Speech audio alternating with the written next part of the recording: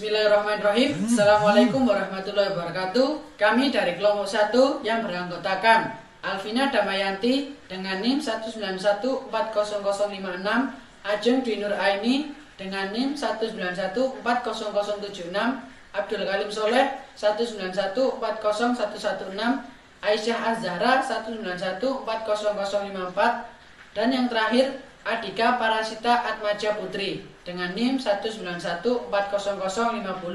Kelompok kami akan menjelaskan tentang macam-macam keberagaman kebudayaan di Indonesia.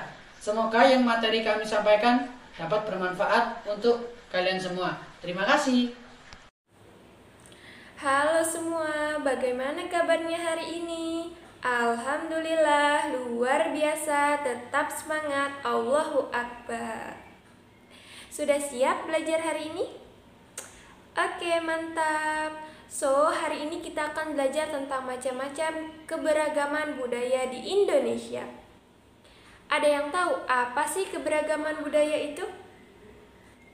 Ya, benar sekali. Jadi, keberagaman budaya merupakan keunikan atau ciri khas budaya dari setiap daerah. Ada yang tahu apa aja sih bentuk-bentuk keanekaragaman budaya itu?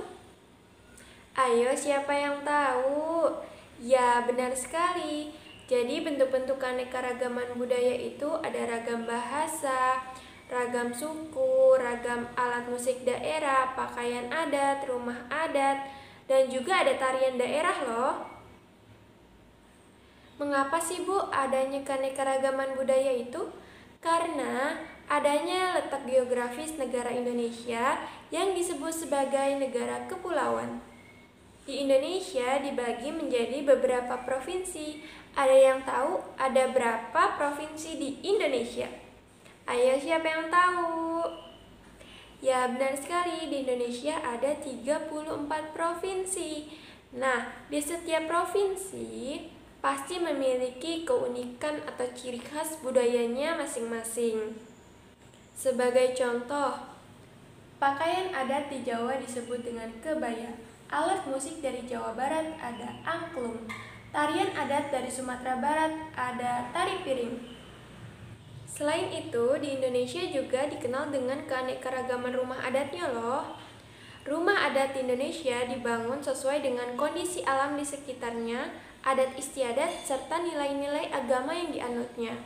Sebagai contoh, rumah adat di Papua disebut dengan honei, rumah adat di Sumatera Barat disebut dengan gadang, rumah adat di Jawa Tengah disebut dengan joglo.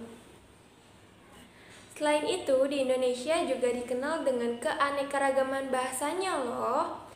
Ada bahasa Sunda, Wilujeng Sumping, ada bahasa Minang, Samarak Pagi, ada bahasa Jawa, Sugeng Enjing, dan bahasa lainnya.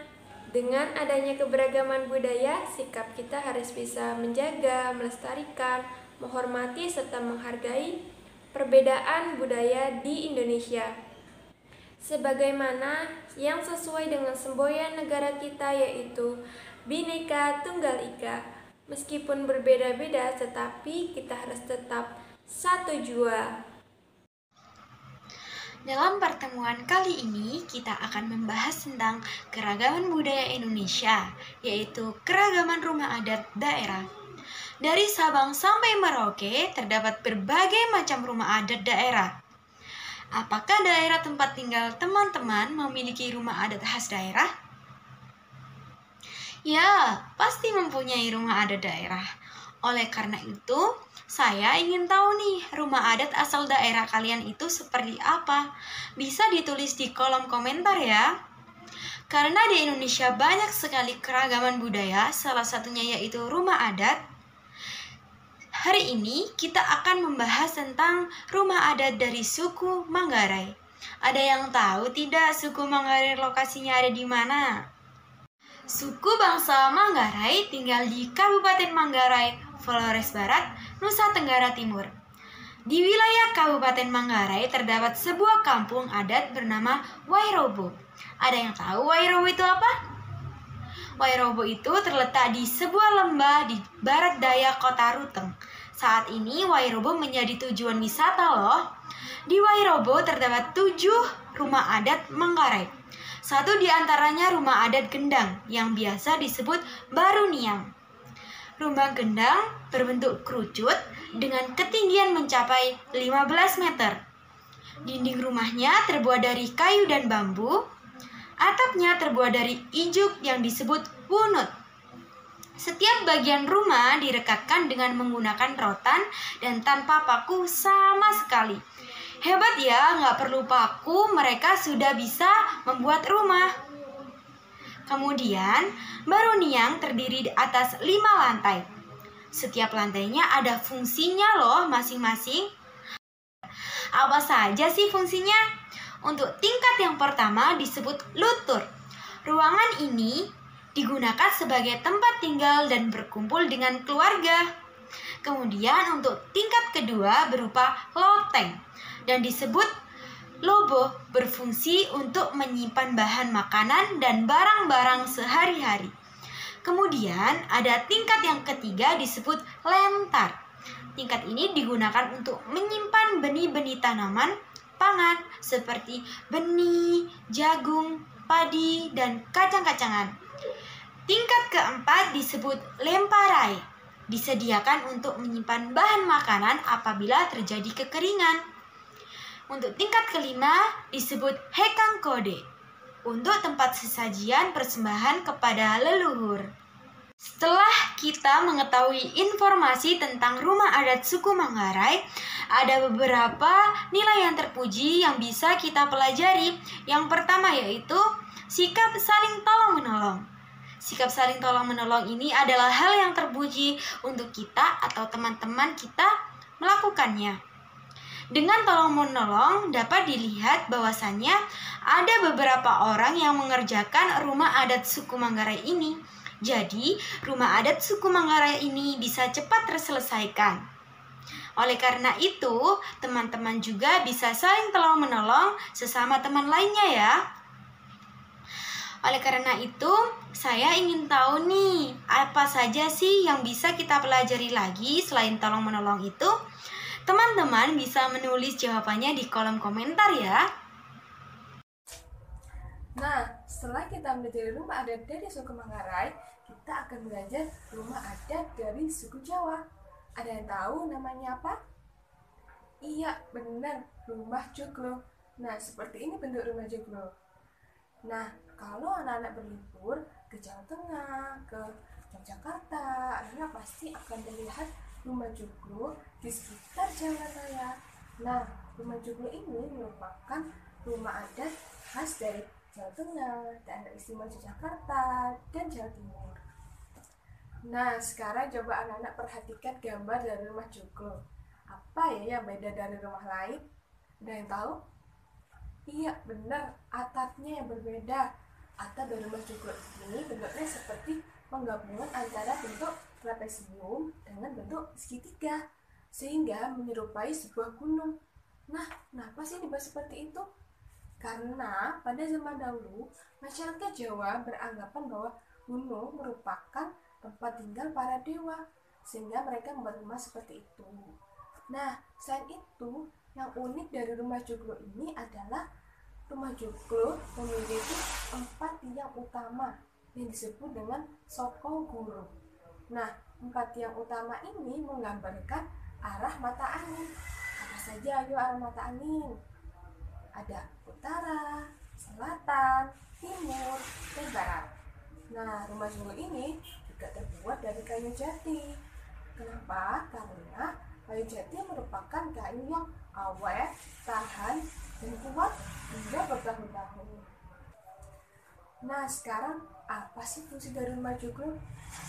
Rumah joglo itu berfungsi sebagai tempat tinggal, juga berfungsi sebagai upacara adat, tari-tarian, pertunjukan wayang kulit, juga pertemuan. Nah, bagaimana? Sudah paham belum dengan rumah joglo?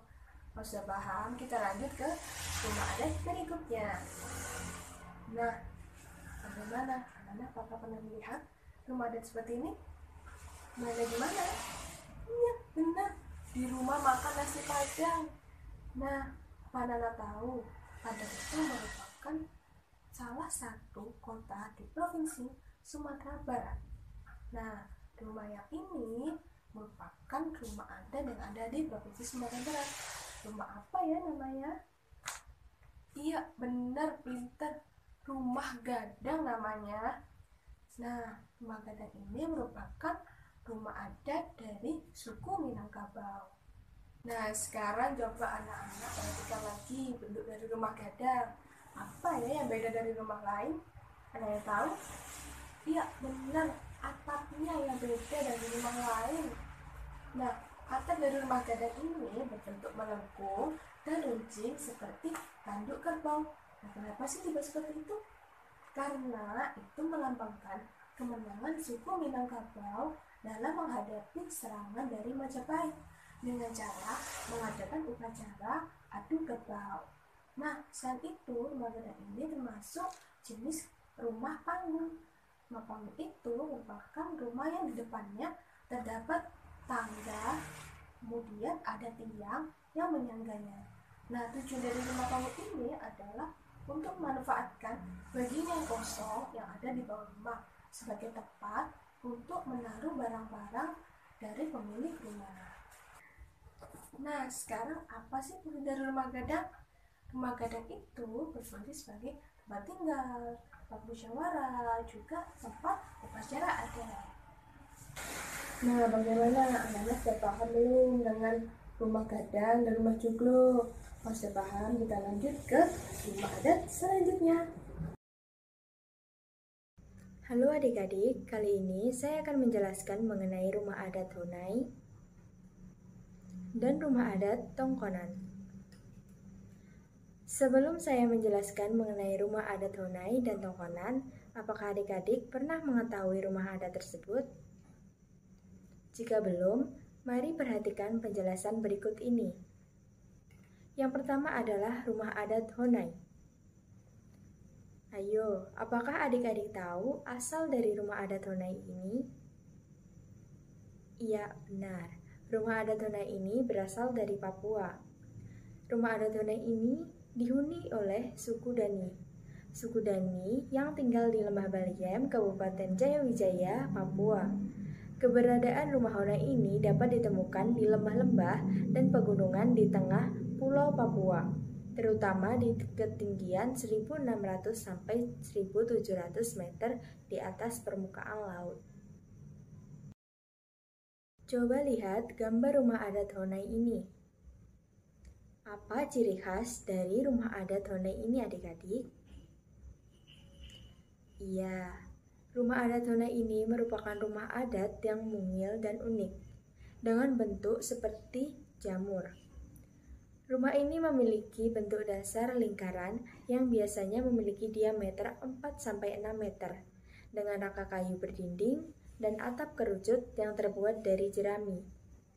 Tingginya hanya 2,5 meter, yang jika dilihat dari udara terlihat seperti jamur berwarna coklat kehitaman berjajar di sepanjang lembah. Material yang digunakan dalam membuat rumah adat Honai ini 100% berasal dari bahan alami yang dapat diperbarui, seperti misalnya lantai tanah, dinding kayu, atap jerami, merupakan bahan yang sangat meramah lingkungan yang dapat diperbaharui. Bentuk dari rumah dengan atap menutup hingga ke bawah ini ternyata memiliki tujuan untuk melindungi seluruh permukaan dinding agar tidak terkena air hujan, sekaligus dapat meredam hawa dingin agar tidak masuk ke dalam rumah. Rumah ini tidak memerlukan jendela, mengingat suhu di sana bisa mencapai 10-15 derajat Celcius pada waktu malam hari. Dan pada rumah adat ini hanya ada satu pintu untuk akses keluar masuk. Selain itu, ventilasi kecil yang terdapat pada rumah adat Honai ini memiliki tujuan untuk memberikan rasa aman karena bisa mencegah masuknya binatang liar. Menariknya, meskipun mungil, di dalam rumah adat Honai ini terdapat 2 lantai yang memiliki fungsi berbeda. Lantai pertama sebagai tempat tidur, lantai kedua sebagai tempat bersantai, makan, dan aktivitas keluarga lainnya. Bahkan pada malam hari, tepat di bagian tengah pada lantai, terdapat sebuah galian tanah yang berfungsi sebagai tungku. Selain sebagai penerangan, bara api atau kayu yang dibakar ini juga memiliki manfaat untuk menghangatkan tubuh. Sesungguhnya rumah adat Honai ini hanya boleh dihuni oleh kaum laki-laki saja. Sedangkan rumah untuk kaum perempuan disebut rumah EBI, dan untuk kandang binatang disebut wamai. Ketiga jenis rumah ini memiliki bentuk yang terlihat sama persis.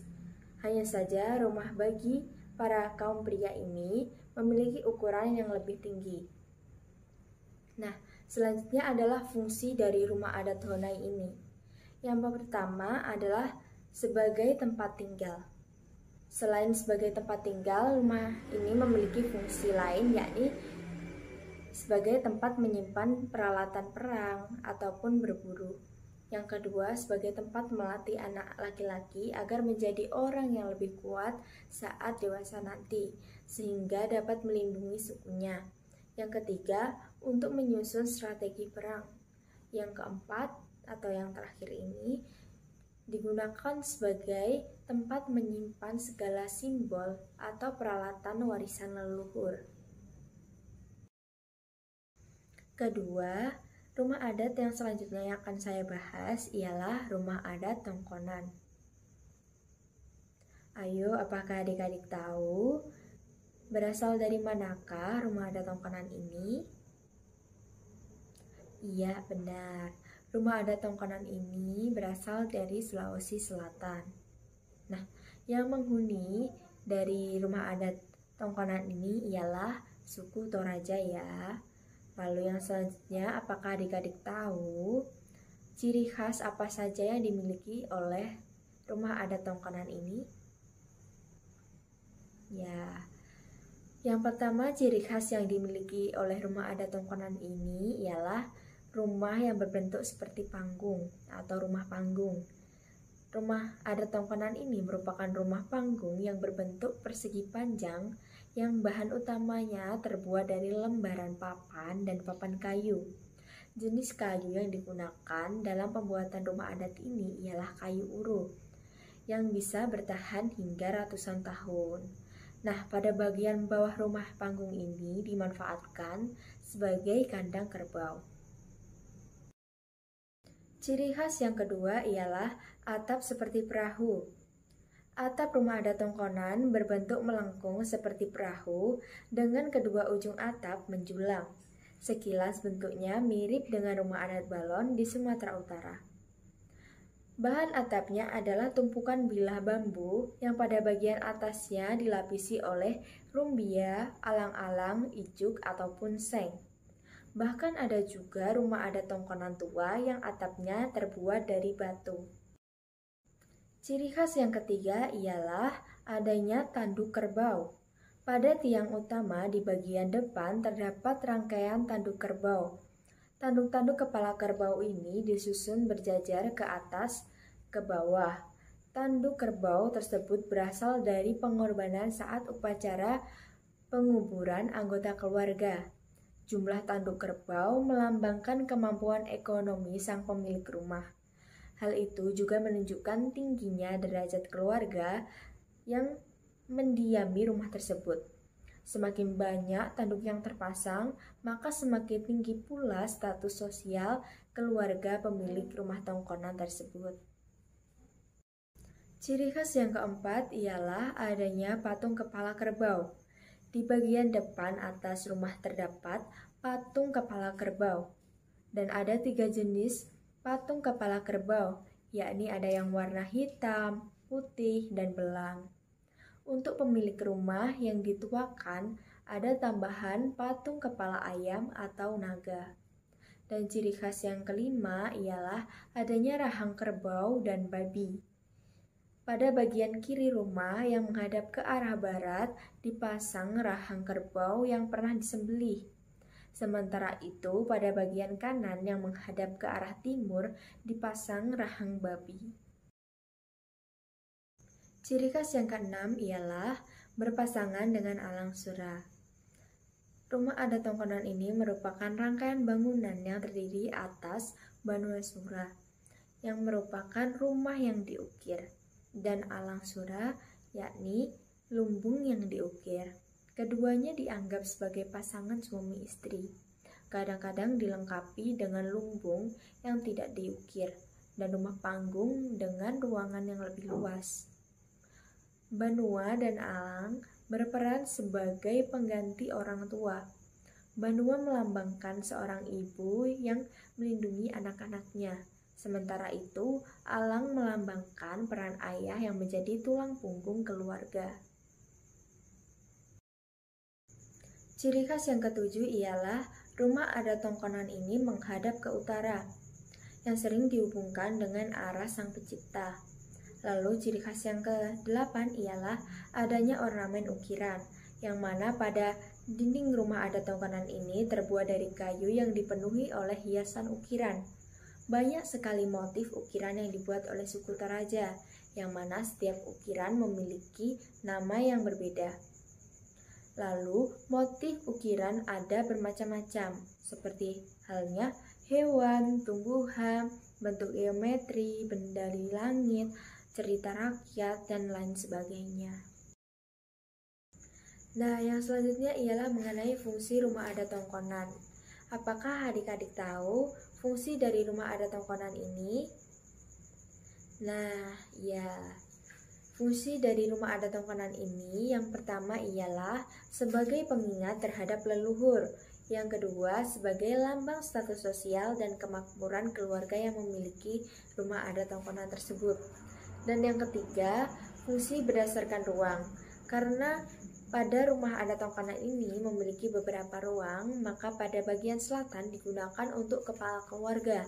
Bagian utara adalah ruang tamu yang sekaligus berfungsi sebagai tempat tidur anak-anak. Pada bagian tengah menjadi ruang pertemuan keluarga dan dapur. Dan dari fungsi ruangan ini pula lah nama rumah Tongkonan diambil, di mana kata tongkon memiliki arti duduk bersama-sama. Sekian video penjelasan dari saya mengenai rumah adat Honai dan rumah adat Tongkonan. Semoga adik-adik bisa mendapatkan pemahaman dari apa yang saya jelaskan. Terima kasih. Baiklah, di sini saya akan menjelaskan tentang hubungan antara sila ketiga dengan keberagaman budaya di Indonesia. Sila ketiga, Pancasila dilambangkan dengan pohon beringin yang memiliki makna persatuan Indonesia, di mana dalam hal ini sangat berkaitan dengan keberagaman budaya di Indonesia yang sangat bervariasi dan beragam. Negara dalam esensinya adalah suatu perkumpulan dari berbagai elemen mulai dari anggota kelompok, individu, budaya, ras, dan berbagai agama. Pada hal ini, perbedaan bukan untuk diruncingkan menjadi konflik dan permusuhan, namun harus menjadi suatu hal yang menguntungkan dalam kehidupan bersama untuk mewujudkan tujuan bersama sebagai bangsa Indonesia yang baik. Sila ketiga di sini tidak hanya menyatukan antara manusia dengan manusia, namun juga mempersatukan antara manusia dengan alam. Jika seseorang individu sudah bersatu dengan alamnya, alam tanah kelahirannya, dia akan menjaganya dan tidak akan merusak maupun menodai nama baik dari tanah kelahirannya. Itulah makna paling mendalam dari persatuan Indonesia. Dari nilai-nilai perbedaan antara suku dan ras, muncullah saripati dari nilai-nilai luhur peradaban seluruh masyarakat dan etnis Indonesia yang disebut dengan Pancasila. Karena secara hakiki, nilai-nilai yang terkandung dalam Pancasila sangat selaras dengan masyarakat Indonesia, mulai dari keyakinan kepada Tuhan Sang Pencipta alamnya, memiliki nilai-nilai kemanusiaan, memiliki nilai-nilai persatuan, begitu pula memiliki nilai demokratis untuk mewujudkan kesejahteraan masyarakatnya. Sekian presentasi dari kelompok kami, semoga ilmu yang kami berikan bermanfaat untuk kita semua. Wassalamualaikum warahmatullahi wabarakatuh.